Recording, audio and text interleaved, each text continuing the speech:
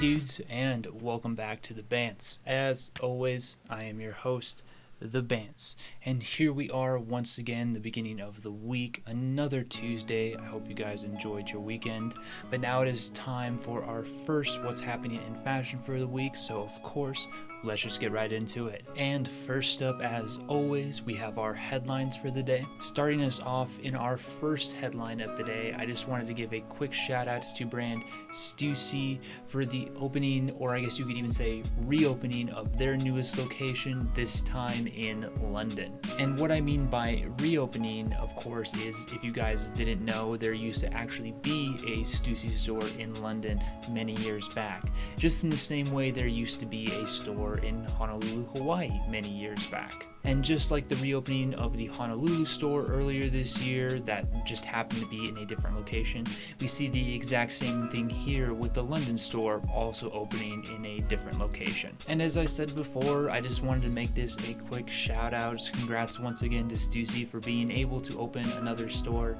And as I've said many times now, I just love seeing more streetwear brick and mortars open up, because even though online is so prevalent and you can pretty much get whatever you want here, there's just something about the social interaction, being able to see those new releases in hand, that just changes everything in my opinion. So if you happen to be in London anytime in the near future, I would definitely take some time out to go look at this. Overall store looks great and definitely worth checking out. Then in our second and definitely main headline of the day, it was just announced that Yohji Yamamoto has opened up his first international online store, and really all I gotta say is it's about fucking time. I mean, let's be real here. If there's ever been one group of designers or brands that has ever been so against having an online presence, more so than those luxury fashion houses, it's definitely the Japanese. And that's really saying something if you've seen how much these luxury brands have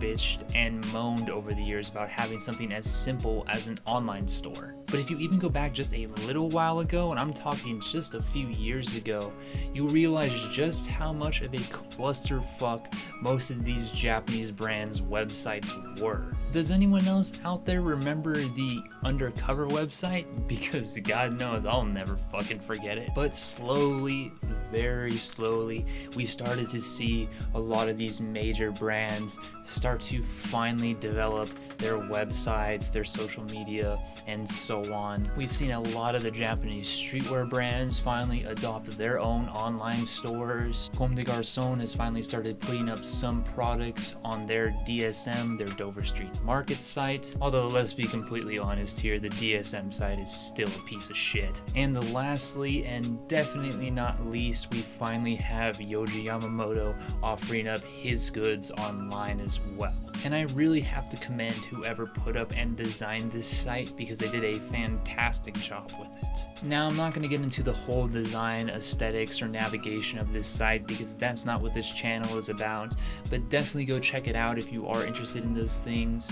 But really, what's more important, obviously, is just exactly how much is offered on this site. Outside of all of his collaborations, and obviously Y3, which could be considered a collaboration in and of itself, we're seeing pretty much any mainline Yohji is designing for currently. And the only thing that I really find more surprising than the selection here is the price on a lot of these items. Sure, of course, there are the much more high-end, much more limited items that are well over $1,000, as you'd expect from Yohji, but there's also a lot more mid-level and a lot more entry-level price points in here as well, which I don't think a lot of customers would expect out of Yohji. I mean, we're talking about a decent selection of pieces not only under the $500 mark, but under the $300 mark as well. And this includes not only a lot of tops and bottoms, but outerwear pieces as well. Now, I don't know about you, but personally, when I think about Yohji, there's really two major factors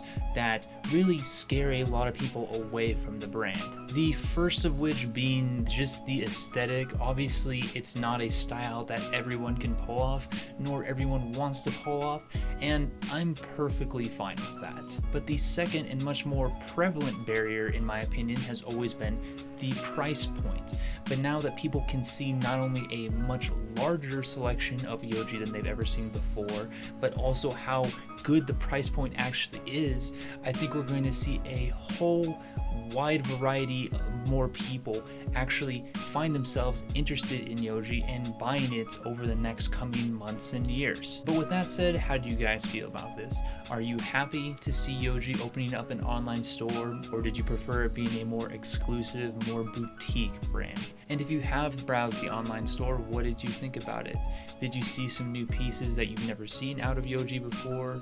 Did you feel that you were more interested now that you know the price point isn't as bad as many people have made it out to be?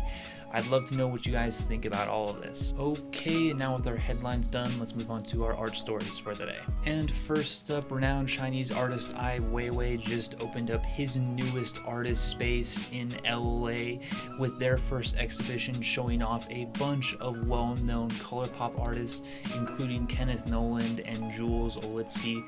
So if you're a fan of that style, or maybe some of their work, or even want to see some new work from other artists, I'd definitely check this out. Then famous auction house Sothebys just announced their newest auction, which was going to be the collection of legendary comedian Robin Williams, featuring art from many different people, including Banksy, Shepard Fairey, and Invader, alongside a whole slew of movie props.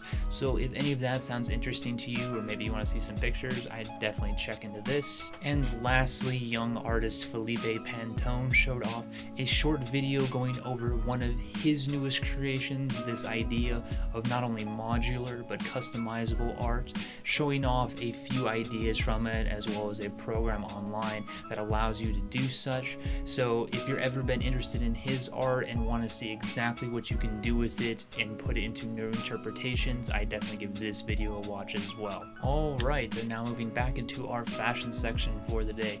First up, once again, brand Stussy showed off their fall winter 2018 collection, and I thought it was alright. Now don't get me wrong, this isn't a bad collection by any means. We of course see a wide variety of pieces as per usual, as well as some nice reinterpretations, reimagining of some silhouettes that they've used before in previous collections. And although personally I did find a couple pieces that I really did enjoy, overall there was nothing in this collection that really wowed me, I guess you could say. Usually there's at least a handful of pieces, or at least an outfit or two, that really make me enjoy these Stussy collections that much more, and I really just didn't see any of that here. But once again, that doesn't mean I hated this collection. It is a pretty solid collection, and if you are looking for some nice just streetwear staples, I definitely check it out. But as far as having some of the more crazy, the more cool pieces that you'd normally see in a Stussy lookbook, I just personally didn't see any here. Then footwear boutique Kith recently showed off their newest collaboration, this time with soda company Coca, and overall I think they did a pretty good job with it. Now let me start off with this. When you're collaborating with such a large company, such an iconic company, it can be very hard to make something that hasn't really been done before. Because really, what's the point of doing something that's already been done to death countless times in other collaborations, but just charging an exorbitant amount of money for it? I mean, really, what kind of shitty, uncreative brand would possibly do that? And really, when it comes down to it, I think Kith did a really fine job of steering clear of that problem here. Now, once again, don't get me wrong, there are a couple pieces here that definitely do fall into this trap. And unfortunately, when it comes to something as iconic as Coca-Cola, their logo, and using red and white, I mean, it's just kind of bound to happen, unfortunately. But aside from those few pieces, the rest of the collection looks pretty good. For a brand that once again really only has one logo, Kith has done a very fine job of providing a ton of variety in pieces here. There's plenty of different tops, there's a slew of accessories, and they even did a very nice job putting in some fairly creative women's pieces in here as well. But the one thing that I really want to commend Kith on in this collection is just their use of color overall. Because once again, when I say Coca-Cola, what do you think of? you think of the bottle design, you think of the logo, and you think of two colors, red and white. And looking through this lookbook once again, you can see that there's just as much not red and white as there is red and white. There's some green, there's some blue, there's a ton of yellow surprisingly, and then of course how could I not mention the few patchwork pieces, which even though being as vibrant and colorful as they are, still feel very clean and very well done. So once again, another fantastic collaboration out of Kith, very well done. And if you have been looking for some really nice color block pieces, or just you're a fan of streetwear or Coca-Cola in general, definitely give these a look. Then I just wanted to give a quick shout out to A Cold Wall for having the dumbest capsule collection I have seen in a long fucking time. I mean, I know in recent years that brands have gone way off the deep end with branding just stupid shit to add to their collections. But really, A Cold Wall, a painter's mask, and earbuds, just fuck off with that shit. Seriously. And lastly, Bianca Chandon showed off their newest limited edition collection, and I just think it's beautiful. Now this isn't that big of a collection, it's only 3 button-up shirts and 3 hats to go along with them, but what we see instead of a large selection is a quality over quantity approach instead. Reason being is that all 6 of these pieces are made out of 1970s archival fabric, and boy is this fabric just amazing. And if you couldn't tell this by the shirts alone, then definitely check out some of the close-ups of the hats here, because holy fucking shit are they just absolutely gorgeous. However, there is just one huge negative about this collection, and that is unfortunately the price. The hats themselves aren't terrible, ranging between $75 and $100, but those shirts, 400 big ones. So if you're a huge fan of button-up shirts and have just exorbitant money to blow, I would definitely check these out. Otherwise, at the very least, definitely at least check these out from afar. Some just really amazing fabrics here. And finally, let's move on to our articles for the day. And first up, Corsi did a nice little and somewhat in-depth overview on the history of denim and kind of where it's come to nowadays, being more on the luxury high-end side of sorts. If you're already a denim head, you probably won't learn a lot from this article, but if you've always wanted to learn a little bit more about denim, then this is definitely a great introduction. Then Grail put out a very interesting article on the rivalry between Thom Browne and Tom Ford over what they believe makes the best men's suit. And it's really an interesting take, something I personally haven't thought of a lot, and if you're a fan of much more sartorial wear, then definitely give this a read. It's a very interesting piece. And lastly, Grail did another and very in-depth article on the idea of whatever happened to minimalism, specifically Scandinavian minimalism, giving a little bit of the history of the trend, its kind of rise to popularity, where it is now, and some of the reasons for its lack of hype nowadays, such as some of the brands not being of Scandinavian origin and things along those lines.